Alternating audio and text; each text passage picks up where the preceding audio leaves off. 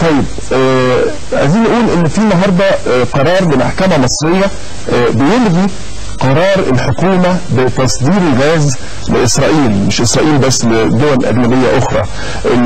المحكمه هي محكمه القضاء الاداري الزمت الحكومه المصريه بوقف تنفيذ قرار تصدير الغاز المصري لعدد من الدول الاجنبيه زي ما قلنا، ومن بينها اسرائيل. تقرير منيس سلامه.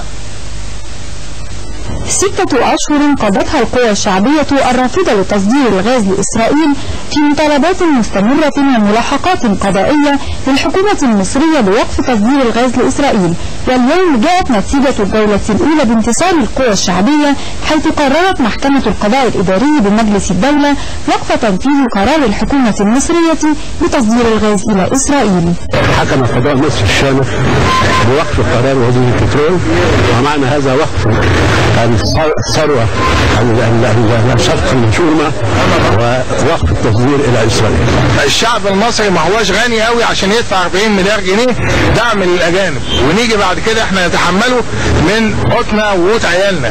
فأنا لا عندي غاز ولا عندي فلوس، فيجب أن الحكومة تنتهز الفرصة بموجب الحكم الصادر اليوم وتوقف فورا هذا العبث. هذا حكم مبشر بأنه في المستقبل إن شاء الله ممكن أحكام أخرى مماثلة في قضايا أخرى، وما أكثر انتهاكات العدو الصهيوني في هذا الشأن. بالحكم الذي صدر اليوم ابتدع شوط مهم في قضية شغلت الرأي العام في الفترة الأخيرة، وهي تصدير الغاز المصري لإسرائيل، وهو الحكم الذي لاقى مردودا واسعا في الشارع المصري. كنا منتظرين وبقالنا كتير، طبعا لازم نوقف توقيت الغاز لإسرائيل. مبسوط جدا بجد، قرار جريء وشجاع ومحترم واحنا عاوزينه من زمان. احنا نفرح للأحكام اللي بتأكد السيادة المصرية. حاجة تبسط إن حكم زي ده يطلع في مصر بجد، إن ده أقل حاجة الدولة تتخذها يعني.